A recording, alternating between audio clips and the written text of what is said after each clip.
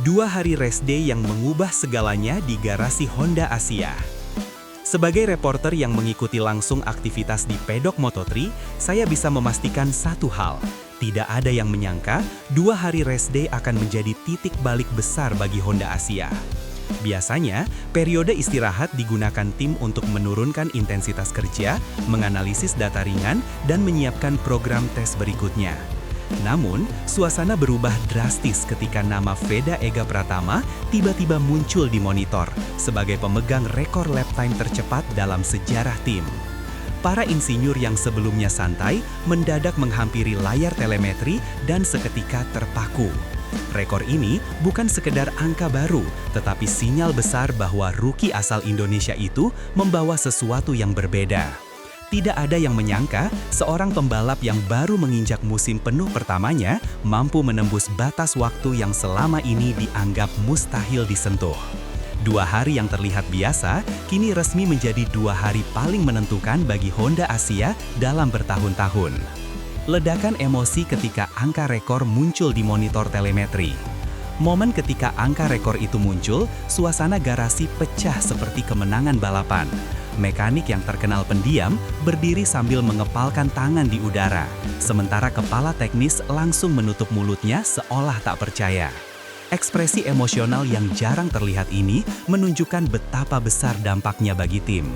Anak ini benar-benar tidak menyia-nyiakan 1 inci pun, ujar salah satu teknisi sambil tertawa kagum.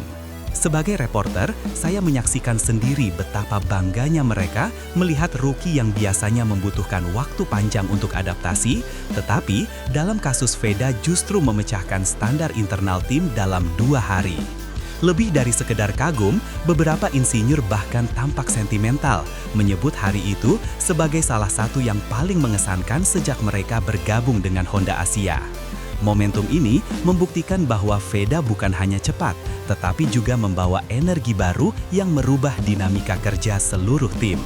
Data telemetri Veda yang terbukti lebih bersih dari sebagian pembalap senior.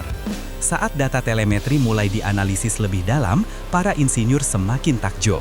Dari sudut pandang teknis, grafik pergerakan Veda menunjukkan garis-garis bersih dengan deviasi minimal, sesuatu yang biasanya hanya dimiliki pembalap yang telah berada di Moto3 selama beberapa musim. Titik pengereman, garis apex, akselerasi keluar tikungan, semuanya berjalan konsisten. Kami tidak menemukan pola liar, tidak ada ketidakstabilan. Ini data seperti milik pembalap matang, ucap insinyur telemetri senior. Saat menyaksikan layar itu dari belakang tim teknis, saya dapat melihat ekspresi kaget sekaligus lega. Mereka menemukan bahwa gaya balap Veda bukan hanya cepat, tetapi juga disiplin, efisien, dan terstruktur. Lebih hebat lagi, semua konsistensi ini muncul tanpa permintaan perubahan setup besar. Adaptasinya terhadap motor Moto3 dapat dikatakan berjalan hampir sempurna. Data inilah yang akhirnya menguatkan keyakinan Honda Asia bahwa Veda bukan pembalap biasa. Makna strategis dari rekor baru yang ditorehkan Veda. Untuk Honda Asia, rekor ini lebih dari sekadar catatan waktu tercepat. Dalam perspektif reporter balap, pencapaian ini merupakan validasi terhadap taruhan besar yang dipasang tim kepada Veda. Rekor ini menjadi bukti bahwa keputusan Honda Asia merekrutnya bukan sekadar karena potensinya, tetapi karena kemampuan nyatanya.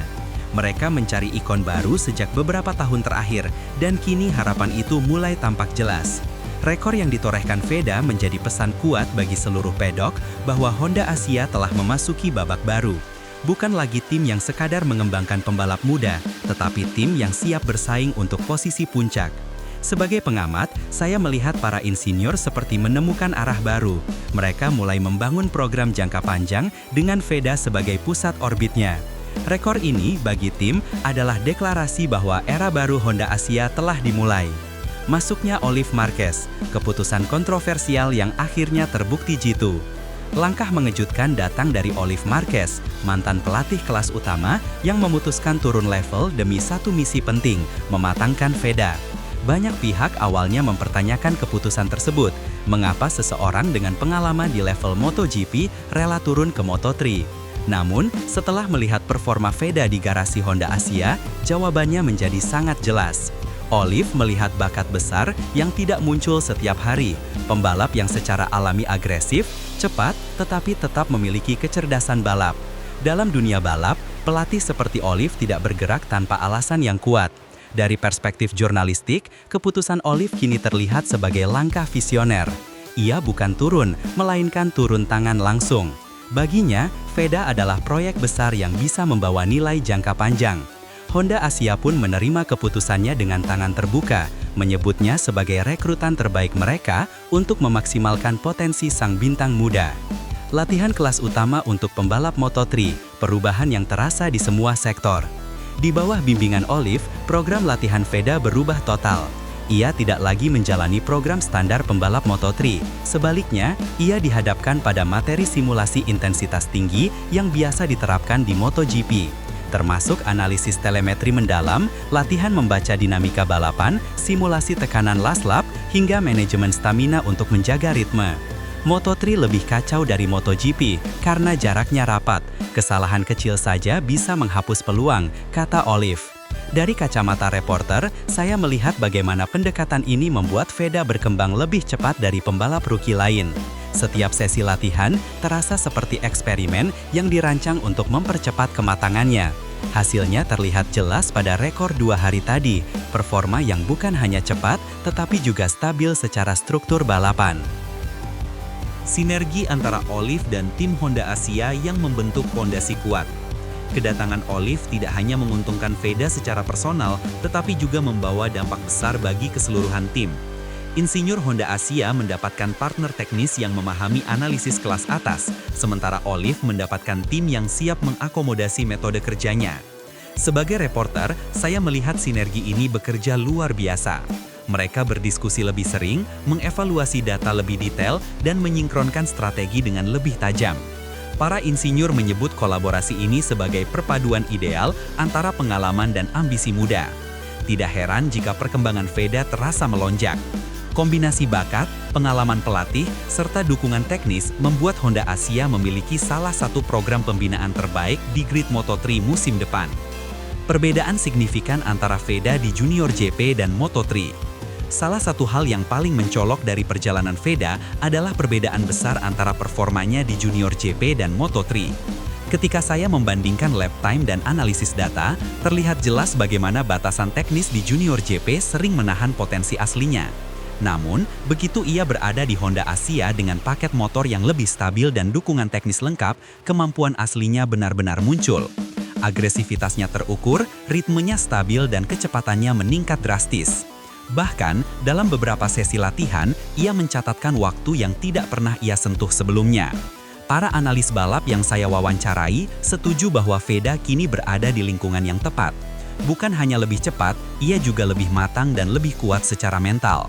Perbedaan ini membuktikan bahwa pembalap berbakat membutuhkan tim yang tepat untuk mengeluarkan kemampuan penuh mereka.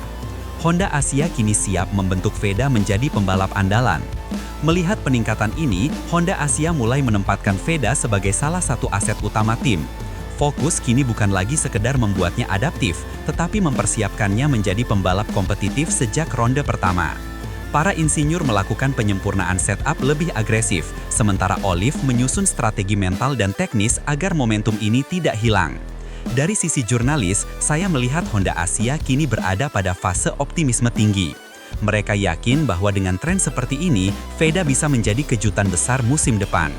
Bahkan, beberapa analis Eropa yang saya temui menyebut Veda sebagai calon rookie paling berbahaya musim 2026. Ekspektasi publik pun terus naik seiring kabar rekor memecah ruang media internasional. Rekor ini menjadi awal dari perjalanan panjang yang lebih besar. Melihat seluruh rangkaian kejadian ini dari sudut pandang reporter yang berada langsung di lokasi, saya bisa mengatakan bahwa rekor 2 hari ini bukan sembarang pencapaian. Ini adalah tanda bahwa perjalanan besar baru saja dimulai.